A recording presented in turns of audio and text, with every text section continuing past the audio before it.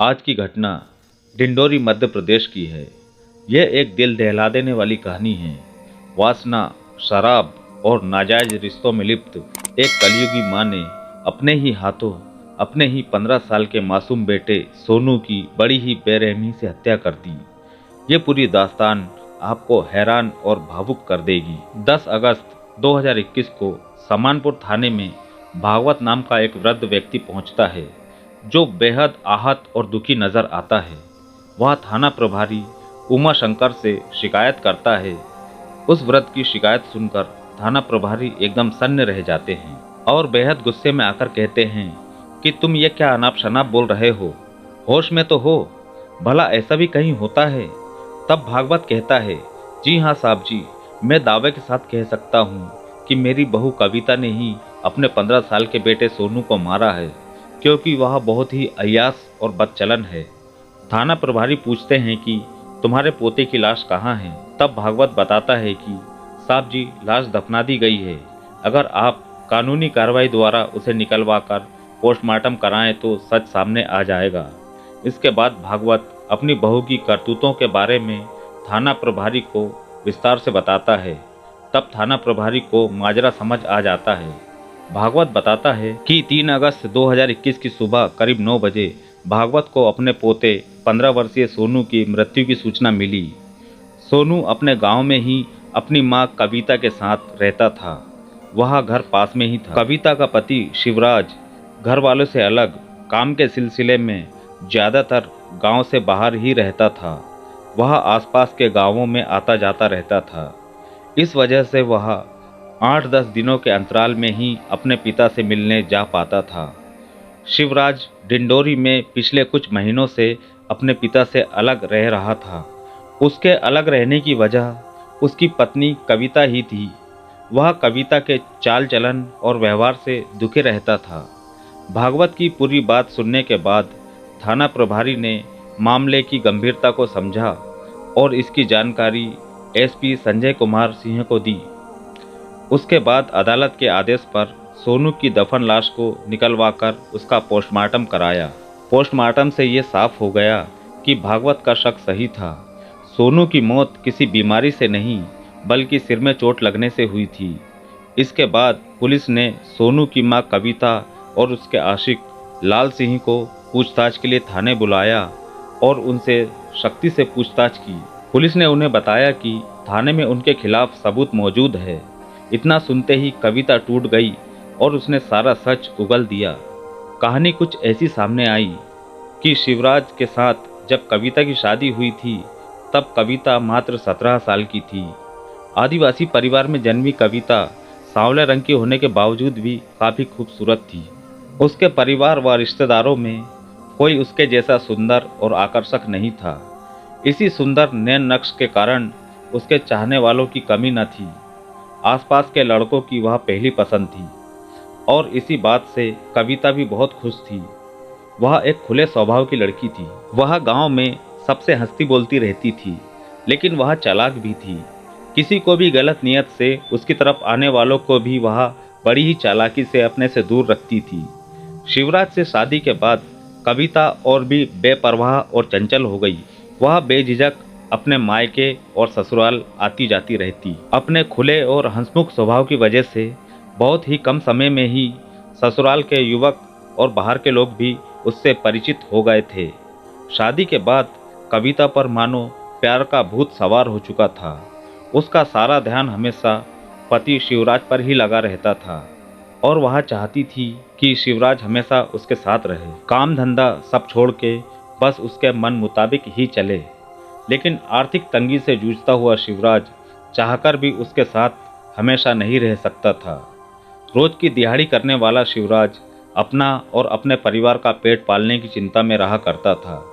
ये बात उसने कविता को भी समझाने की कोशिश की, लेकिन कविता कुछ सुनना समझना ही नहीं चाहती थी और हमेशा शिवराज से नाराज रहती थी। शिवराज की मजबूरी को ना समझते हुए अपने अंधे प्यार और वासना की आग में जलती हुई कविता ने गैर मर्दों के साथ संबंध बनाने की ठान ली। अपनी खूबसूरती का फायदा उठाकर उसने एक नहीं बल्कि कई से रिश्ते बना लिए थे। बहुतों से उसके जिस्मानी रिश्ते बन चुके थे।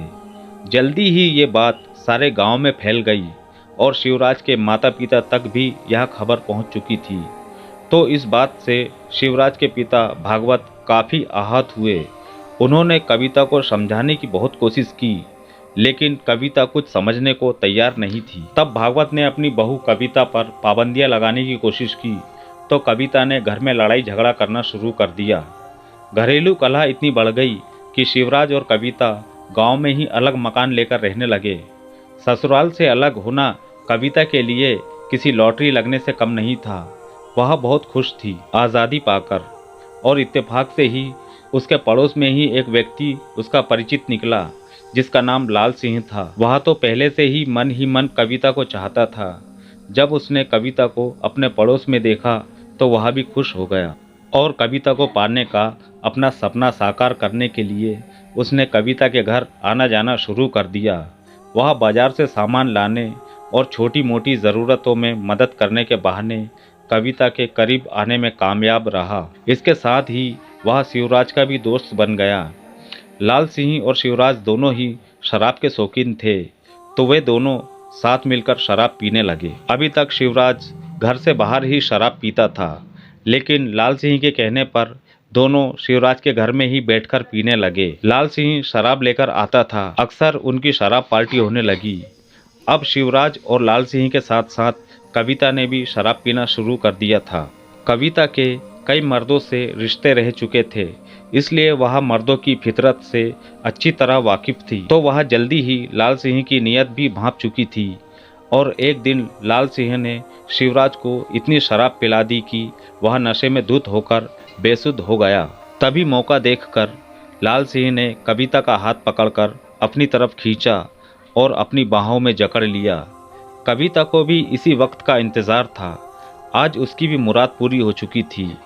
गांव में काम नहीं मिलने की वजह से मजबूरन शिवराज को मजदूरी करने के लिए कई हफ्तों और महीनों तक बाहर ही रहना पड़ता था।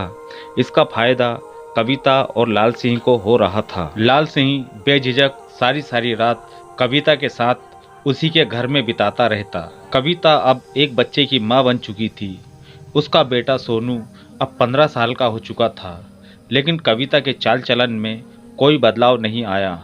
वह अब भी लाल सिंह के साथ संबंध बनाए हुए थी और शराब की भी आदी थी। कविता के बेटे सोनू को अपने माता पिता से ज़्यादा लगाव अपने दादा दादी से था।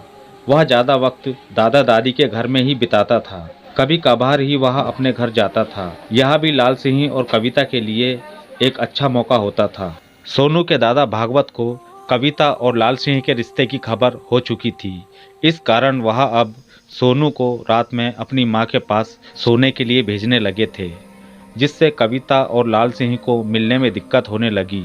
लेकिन जल्दी ही उन्होंने अपनी इस समस्या का हल निकाल लिया।